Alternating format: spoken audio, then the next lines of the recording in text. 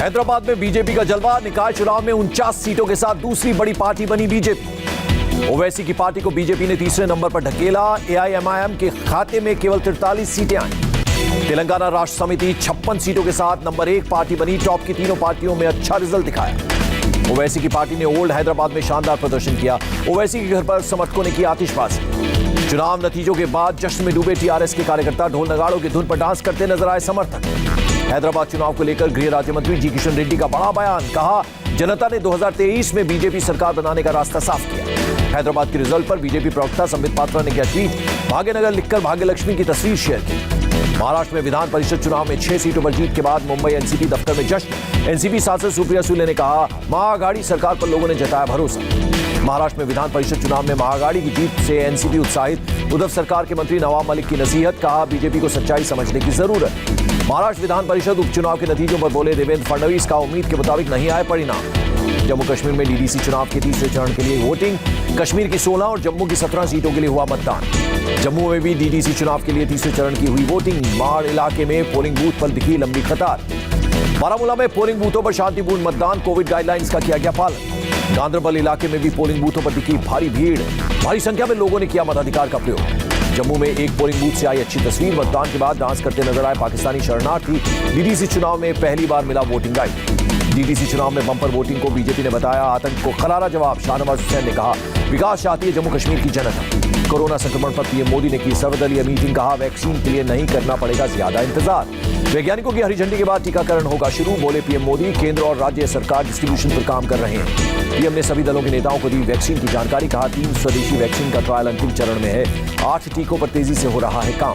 PM Modi ने vaccine के वितरण पर भी असमंजस दूर किया। बोले, गंभीर रूप से बीमार मरीजों को पहले वैक्सीन दी जाएगी। पीएम मोदी ने कहा, हेल्पलाइन वर्कर्स, फ्रंटलाइन वर्कर्स को पहले देंगे वैक्सीन। भारत के पास टीकाकरण का बड़ा और अनुभवी नेटवर्क है। प्रधानमंत्री बोले, दुनिया की नजर कम कीमत वाली सबसे सुरक्षित वैक्सीन पर। देश की वैक्सीन सबसे सुरक्षित, इसलिए सबकी नजर हम पर है। पीएम मोदी ने कहा, वैक्सीन की कीमत को लेकर केंद्र की राज्य सरकारों से हो रही है बात। टीकाकरण के लिए टास्क फोर्स का गठन होगा। पीएम ने कहा, कोल्ड चेन इक्विपमेंट का भी किया जा रहा है आकलन। कोविन सॉफ्टवेयर से स्टॉक और कोल्ड स्टोरेज पर रखी जाएगी नजर। पीएम मोदी ने कहा, फरवरी मार्च के डर भरे माहौल से लेकर दिसंबर के विश्वास और उम्मीदों भरे सफर तक जनता का मिला समर्थन। पीएम मोदी की अपील। कहा, राजनीतिक दलों को वैक्सीन वितरण से जुड़ी किसी भी तरह की अफवाह फैलने से रोकनी चाहिए। गुलाम नबी आजाद का सुझाव, कोरोना वैक्सीन की प्राथमिकता और वितरण के लिए वैज्ञानिक नीति निर्माताओं को मिलकर काम करना चाहिए। किसान नेताओं का 8 दिसंबर को भारत बंद का ऐलान। कहा, हम कानून खत्म चाहते हैं, बदलाव नहीं। किसानों ने 26 जनवरी की परेड में ट्रैक्टर को शामिल करने की मांग की। कहा, उबड़ खाबड़ जमीन पर ही नहीं, राजपथ पर भी चलने का मौका मिलना चाहिए। आंदोलन को पंजाब आंदोलन कहने पर किसानों ने जताया एतराज। कहा, पूरे भारत में हो रहा है और आगे भी होगा। हरियाणा के राज्यपाल से पूर्व सीएम भूपेंद्र सिंह हुड्डा की मांग। कहा, किसानों के मुद्दे पर चर्चा के विधानसभा का सत्र बुलाया जाए। भूपेंद्र सिंह हुड्डा ने कहा, खट्टर सरकार विश्वास खो चुकी है, हम अविश्वास प्रस्ताव पेश करना चाहते हैं। दिल्ली के डिप्टी सीएम मनीष सिसोदिया ने पंजाब के सीएम पर साधा निशाना। कहा, अमरिंदर सिंह बीजेपी की भाषा बोल रहे हैं। आरजेडी नेता तेजस्वी यादव का बयान। किसानों को फसल की सही कीमत मिलनी चाहिए। शनिवार को पटना के गांधी मैदान में किसानों को न्याय दिलाने के लिए धरने पर बैठेगी आरजेडी। तेजस्वी ने दी जानकारी। किसान आंदोलन के 9वें दिन सिंगू बॉर्डर पर डटे प्रदर्शनकारी। मौके पर भारी पुलिस बल तैनात। बंगाल की सीएम ममता बनर्जी ने सिंगू बॉर्डर पर किसान नेताओं से की आंदोलन पर बात। डेरेक ओब्रायन ने मोबाइल फोन पर कराई बात।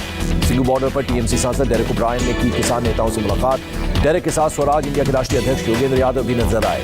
नोएडा में राष्ट्रीय दलित प्रेरणा स्थल पर किसानों का प्रदर्शन। भारी संख्या में जुटे हैं आंदोलनकारी।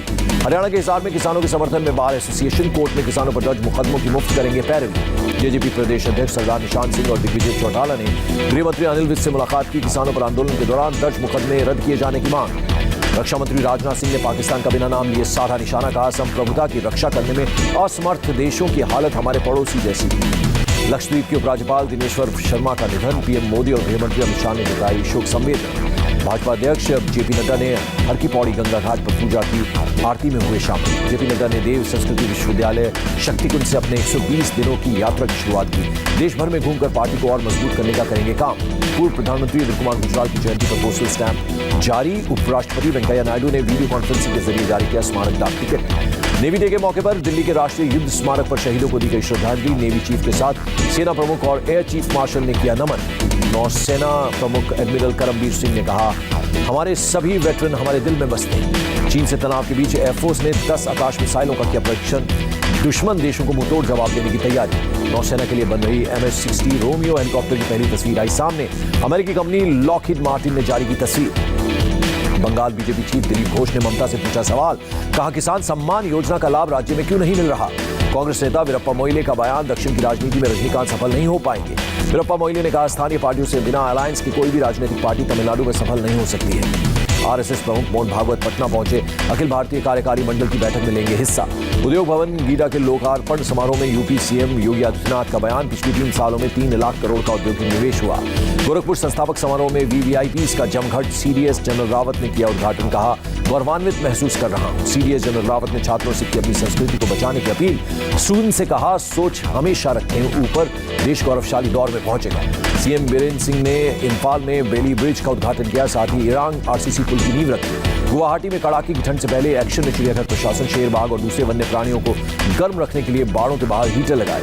जम्मू कश्मीर के नगरोटा मुठभेड़ मामले में एनआईए ने दर्ज किया केस, मुठभेड़ में 4 आतंकी हुए थे ढेर। पाकिस्तान ने केरल सेक्टर में सीजफायर का किया उल्लंघन, भारतीय सेना ने दिया मुंहतोड़ जवाब। छत्तीसगढ़ के बीजापुर में सुरक्षा बलों की नक्सलियों से मुठभेड़, एक नक्सली मारा गया। चेन्नई में कस्टम विभाग ने 706 ग्राम सोना जब्त किया, एक व्यक्ति गिरफ्तार। पश्चिम बंगाल में 8 दिसंबर से अगले साल 5 फरवरी तक नो हेलमेट नो फ्यूल नियम होगा लागू। भारत में धीमी पड़ी कोरोना की रफ्तार, एक दिन में 36,594 लोग पॉजिटिव। देश में 24 घंटे में कोरोना से 540 की मौत। अब तक 1,39,000 लोगों ने कोरोना से गंवाई जान। देश में 24 घंटे में करीब 43,000 लोगों ने दी महामारी को मात। अभी भी 4,16,000 से ज्यादा एक्टिव केस। देश में अब तक 14 करोड़ 47 लाख से ज्यादा कोरोना टेस्टिंग। गुरुवार को 11,70,000 से ज्यादा सैंपल्स की जांच। दिल्ली के स्वास्थ्य मंत्री सत्येंद्र जैन का बयान, राजधानी में कोरोना पॉजिटिव रेट 5% से कम, आईसीयू के 2,000 से ज्यादा बेड खाली। सत्येंद्र जैन ने कोविड वैक्सीन के वितरण पर किया दावा, कहा मोहल्ला क्लिनिक, डिस्पेंसरी, पॉलीक्लिनिक के जरिए कुछ दिनों में ही सबको लगा दिया जाएगा टीका। दिल्ली में कोरोना के 4,067 नए केस, 73 की मौत। राज्य में कोरोना के 28,252 एक्टिव केस। दिल्ली में स्वास्थ्य कर्मियों की वैक्सीनेशन प्रक्रिया की शुरुआत। कई नर्सिंग होम्स और अस्पतालों ने सरकार को स्वास्थ्य कर्मियों की सूची सौंपी। महाराष्ट्र में 24 घंटे में कोरोना के 5,229 नए केस, 127 मरीजों की मौत। यूपी में एक दिन में कोरोना के 1,985 केस। राज्य में कोरोना से अब तक 7,877 की मौत। उत्तराखंड में बीते 24 घंटे में कोरोना से 618 लोग संक्रमित, 10 लोगों की मौत। मध्य प्रदेश में कोरोना के 1,324 नए केस, 14 और लोगों की कोरोना से मौत। राजस्थान में कोरोना के 1,934 नए मामले सामने आए। राज्य में 3,141 मरीज कोरोना से ठीक हुए। पंजाब में कोरोना के 726 नए पॉजिटिव केस, 24 घंटे में कोरोना से 20 लोगों की मौत। कर्नाटक में कोरोना के 1,247 नए मामले, 13 की मौत, 877 और कोरोना से ठीक हुए। बीते 24 घंटे में केरल में कोरोना से 5,718 लोग संक्रमित। राज्य में कोरोना के 61,401 एक्टिव केस। गुजरात में कोरोना के 1,510 नए कोरोना पॉजिटिव। राज्य में कोरोना से अब तक 4,000 से ज्यादा की मौत। वडोदरा में बीजेपी दफ्तर में उड़ी कोरोना नियमों की धज्जियां, बीजेपी नेता के जन्मदिन पर कोरोना गाइडलाइंस की अनदेखी। ब्रिटेन में कोरोना वैक्सीन दिए जाने से पहले सरकार की बड़ी घोषणा, वैक्सीन दिए जाने के बाद साइड इफेक्ट होने पर ब्रिटिश सरकार करेगी मदद। लॉकडाउन की नौबत से बचने के लिए ऑस्ट्रिया में मास लेवल पर एंटीजन टेस्टिंग की शुरुआत। कोरोना के हालात की समीक्षा के लिए संयुक्त राष्ट्र महासभा के विशेष सत्र की शुरुआत। विश्व के कम से कम 100 नेता और अनेक मंत्री रखेंगे अपनी बात। यूएनजीए में अपने संबोधन से पहले जर्मन चांसलर एंजेला मर्केल ने कहा, कोरोना संक्रमण रोकने के लिए दुनिया भर के लोगों को वैक्सीन लगाना जरूरी। मन्नार की खाड़ी में से टकराया बुरेवी तूफान, 60 किलोमीटर प्रति घंटा की रफ्तार से चली हवाएं। भारी बारिश के बाद तमिलनाडु के कई शहरों का बुरा हाल, सड़कों पर जमा हुआ बारिश का पानी। केरल के कोझिकोड में भी बदला मौसम का मिजाज, तेज हवाओं के साथ हुई बारिश। भगौड़े विजय माल्या पर ईडी की बड़ी कार्रवाई, फ्रांस में 14 करोड़ से ज्यादा की संपत्ति जब्त। पाकिस्तान के रावलपिंडी में बम धमाका, 1 की मौत, 7 घायल। साउथ अफ्रीका के डर्बन में एक तेल रिफाइनरी में धमाका, किसी के हताहत होने की खबर नहीं। साउथ कैलिफोर्निया के जंगलों में लगी आग, आग पर काबू पाने की कोशिशें लगातार जारी। कैनबरा में भारत ने ऑस्ट्रेलिया को पहले T20 मैच में 11 रनों से हराया। 3 मैचों की श्रृंखला में भारत की 1-0 से बढ़त। साउथ अफ्रीका और इंग्लैंड के बीच खेला जाने वाला पहला वनडे मैच स्थगित। साउथ अफ्रीका के एक खिलाड़ी की कोरोना रिपोर्ट पॉजिटिव। आरबीआई की मौद्रिक नीति समिति की बैठक के नतीजों का ऐलान। लगातार तीसरी बार रेपो रेट में कोई बदलाव नहीं, रिवर्स रेपो रेट भी जस्ट की तस रखी गई। एमपीसी बैठक के बाद बोले आरबीआई गवर्नर शक्तिकांत दास, 2021 में -7.5% रह सकती है जीडीपी ग्रोथ। आरबीआई ने मुख्य ब्याज दरों में नहीं किया कोई बदलाव, खुदरा महंगाई के उच्च स्तर को देखते हुए लिया फैसला। डॉलर के मुकाबले रुपए का 13 पैसे बढ़ा, $1 की कीमत 73 रुपये 80 पैसे। और बढ़त के साथ बंद हुआ शेयर बाजार, सेंसेक्स 446 और निफ्टी 124 अंकों की बढ़त के साथ हुआ बंद। हैदराबाद